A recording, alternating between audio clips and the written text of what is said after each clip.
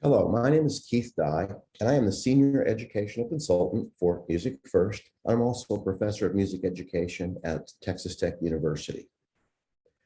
Today, what I'd like to discuss with you is documenting individual student musical growth and how that can apply as a very powerful but often overlooked piece of advocacy for the work you do and the program that you lead.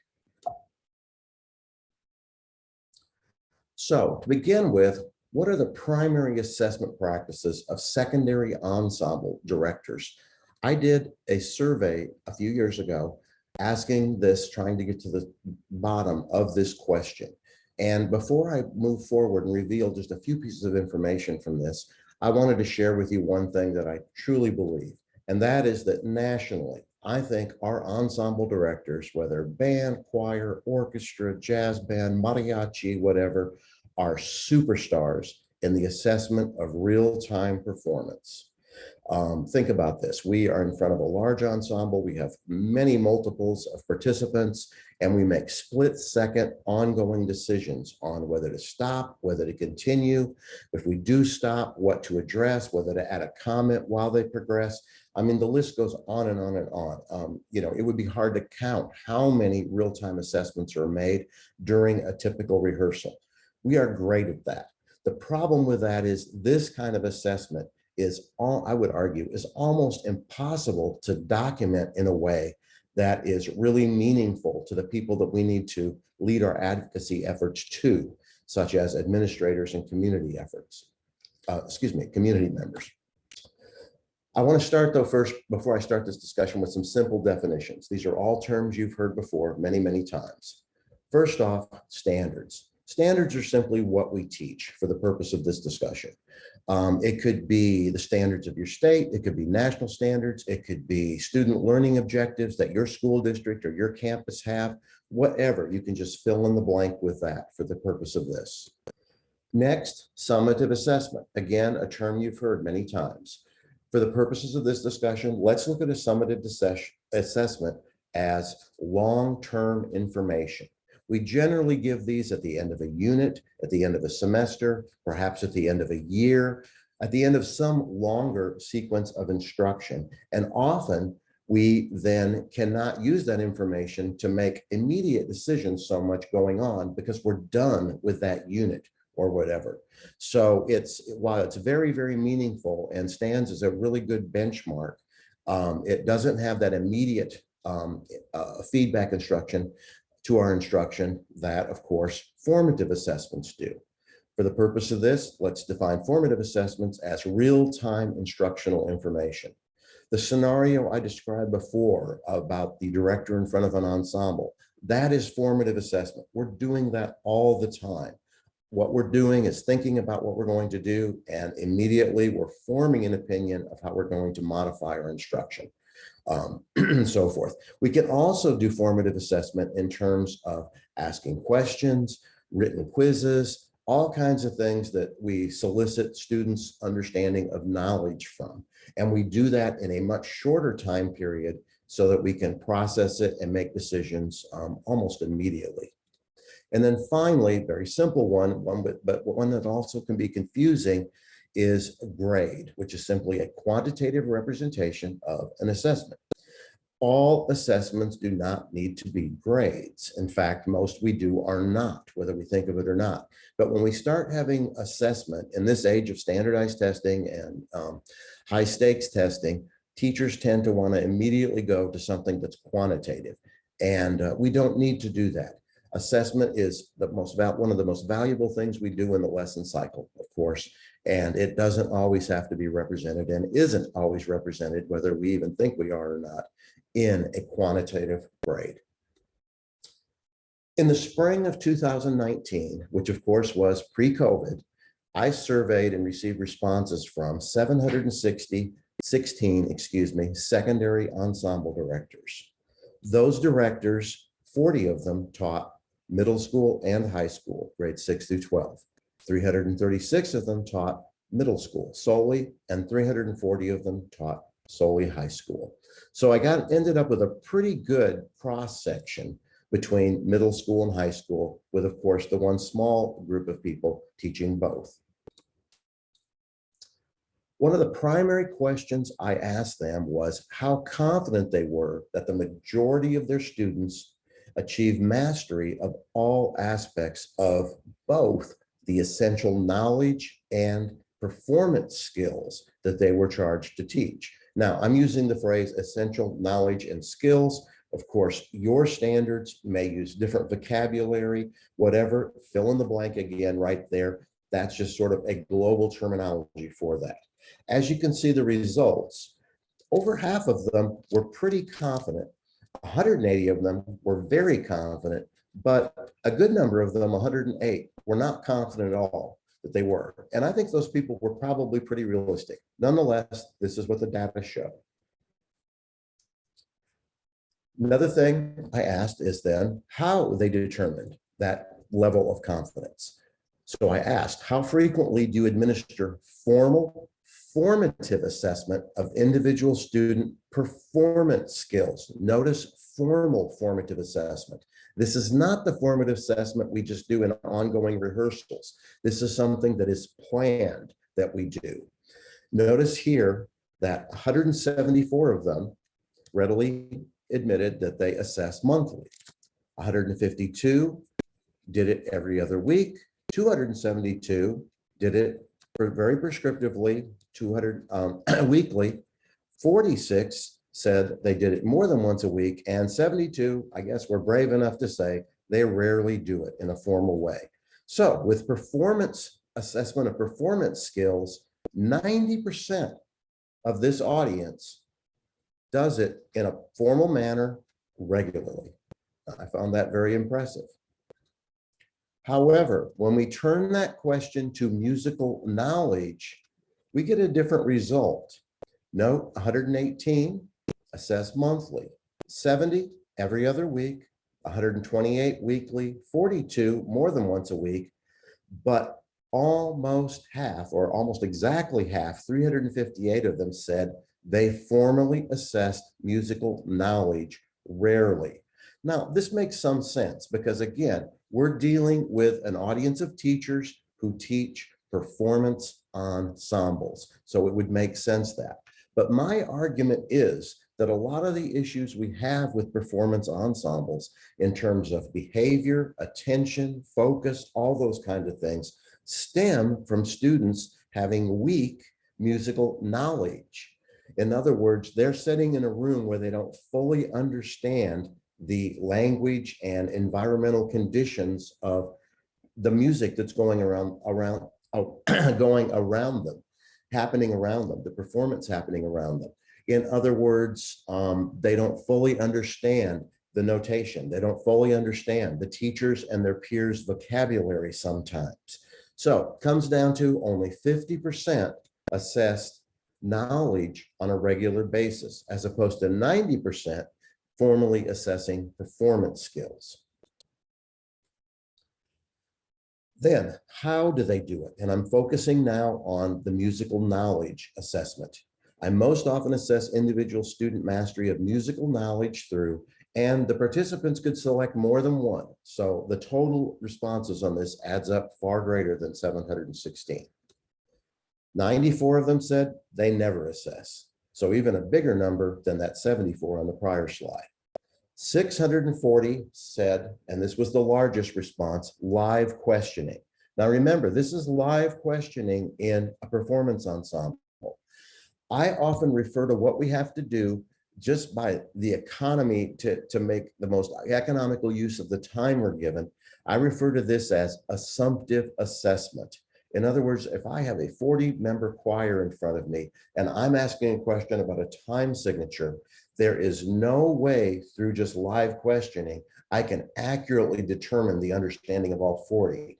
Generally, I can ask one question, I can call on somebody to get the answer, right or wrong. I can do a few follow-up questions if I'm a savvy teacher who's willing to take the time to do that. But even then, I'm leaving the majority of the students either with confused looks on their faces or just complying by nodding their head, even if they don't understand it. So I think this is what we've got to be afraid of. And this is what we rely on way too much. And I will confess, I fall into that category too, as a former performance ensemble director.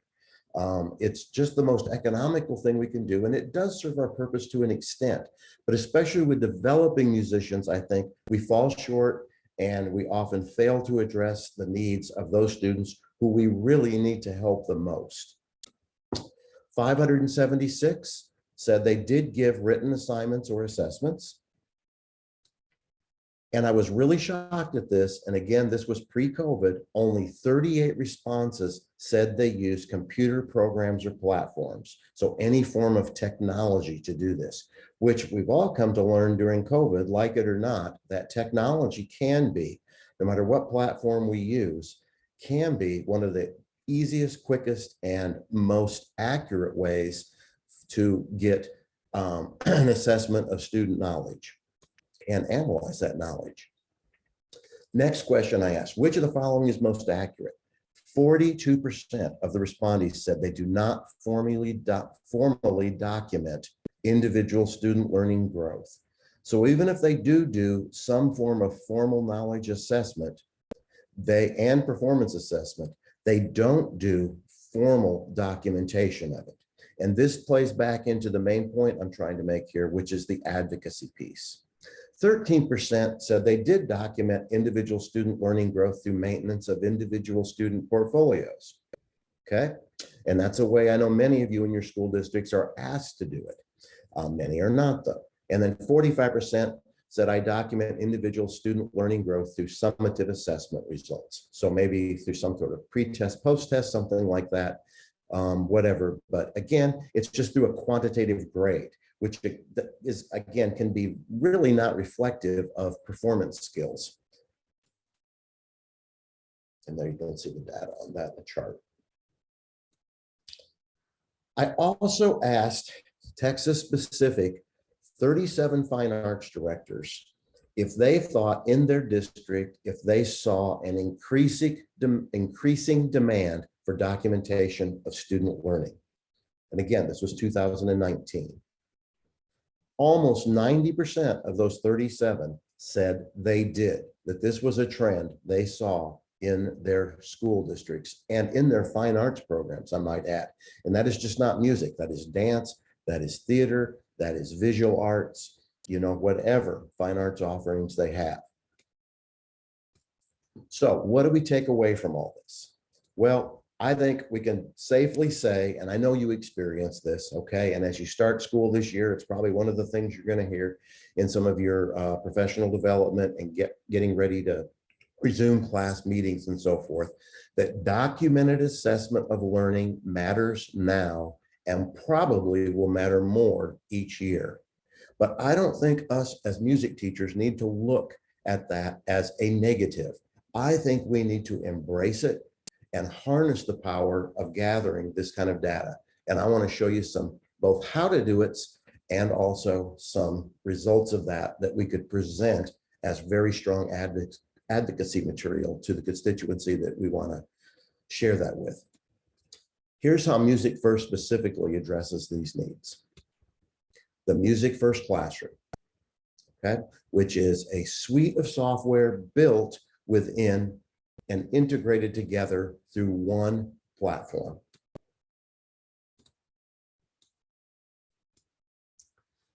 It contains pre-made knowledge assessments and software to specifically address learning and assessing musical knowledge. It also contains performance assessment tools, not only software, but also a really, really good audio recording tool. So let's look at some of this specifically.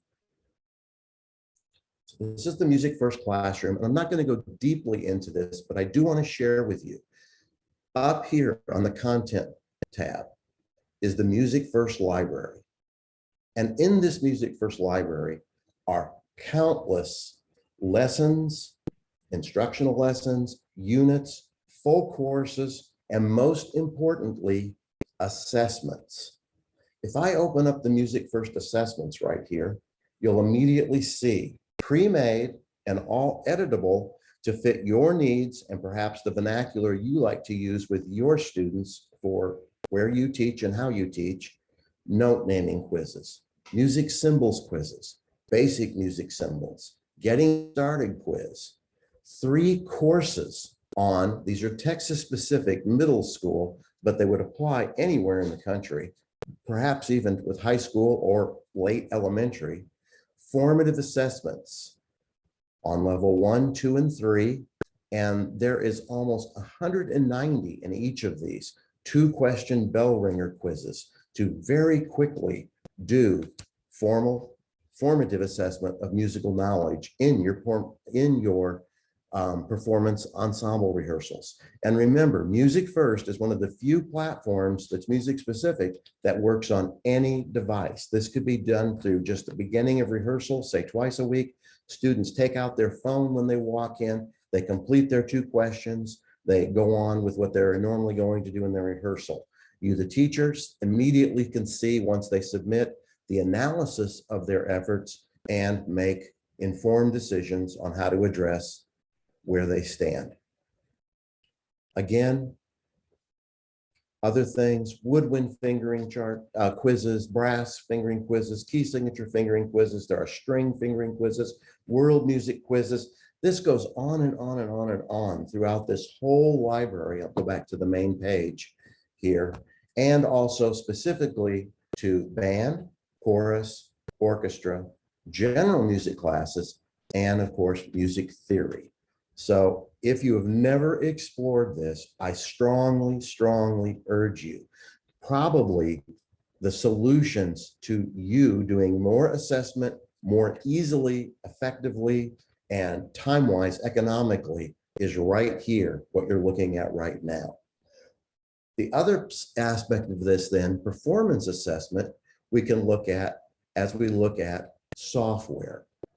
And performance assessment specifically, we offer integrated within our whole system, Sight Reading Factory. We offer integrated within our whole system, Practice First. Again, if you're not familiar with these performance tools, I strongly urge you to consider looking at them. They are unlike anything else available, and they work better and more powerfully as part of the Music First classroom. While we're talking, and I have the software open too, I want to point out 2 things that are also here for knowledge-based assessment and performance to a certain extent. We have light versions of the world-class oral skills software, Aurelia, and world-class theory software, Musician. These have been greatly expanded. Steps have been made to make them integrate even more seamlessly within the Music First classroom.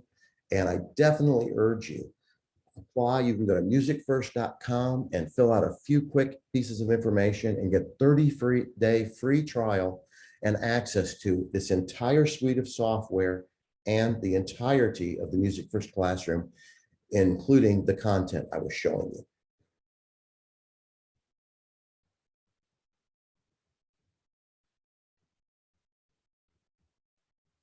Going back to the slideshow, I want to show you the results of this.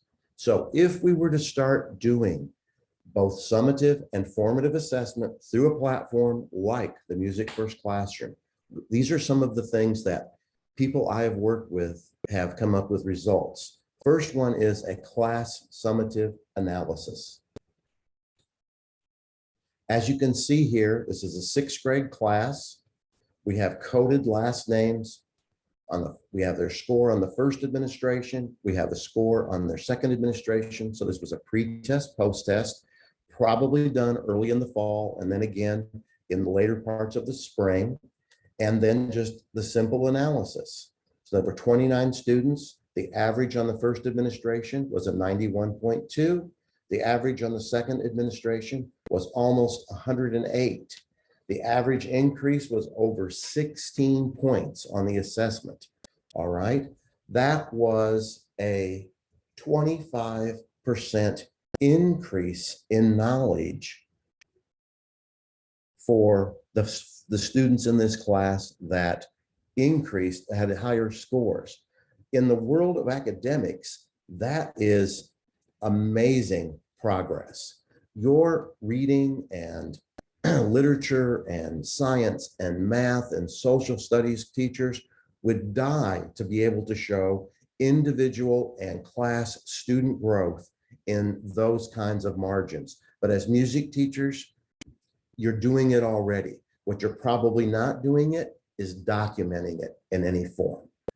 Next, I want to show you is a small program summative analysis. So what we did here, there were 80 students in the program. This is the total students. Total, they had a 21.79 increase in their score, which was a 7.42% increase. On the 6th grade level, that increase was higher. Percentage, of course, was higher. On the 7th grade level, they also increased, a lower, but still a substantial increase, strongly over 4% increase.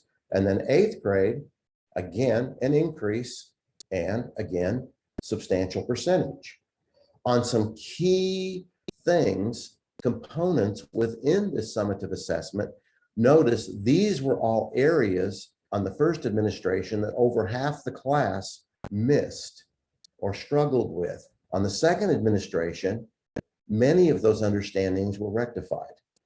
Again, that's an instant analysis that in the Music First platform, any kind of assessment, knowledge-based assessment that you do, you receive. Moving on. This is a much broader one. This was a district summative analysis. This was of a Texas ISD, independent school districts, middle school choral programs. All right.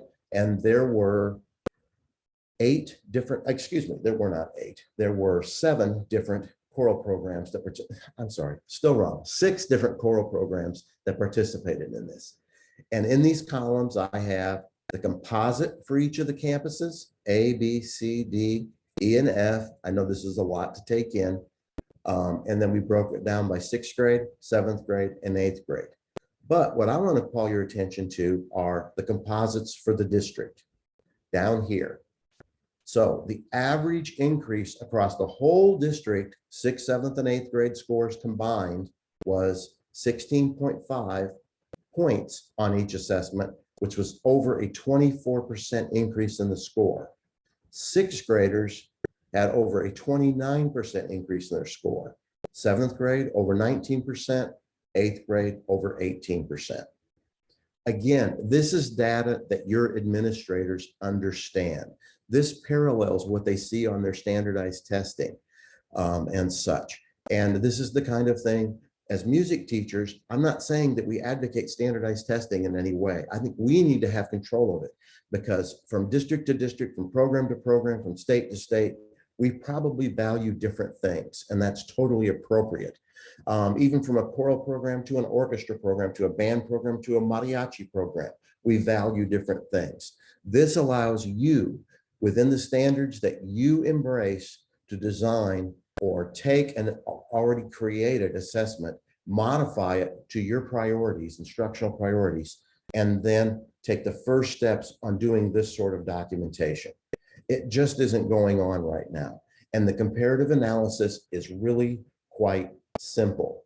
For those of you into more complicated analysis, everything within the Music First classroom in terms of these kinds of analysis is exportable as an Excel file in .csv format, which if you're one of those people, you know, the sky is the limit to the kind of data analysis you can do once you're in that format. In summary, I am a strong advocate for assessment. I'm a strong advocate for holistic assessment. I'm a strong advocate mostly for it improving our instructional strategies and helping the students that need the help the most before they start feeling behind, before they start feeling like they're an alien within the class, before they start then for you becoming a distraction, acting out, performing lower in terms of their instrument, their voice, etc.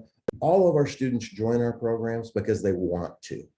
They love to make music until they don't love it because they don't understand it. Again, you can go to musicfirst.com.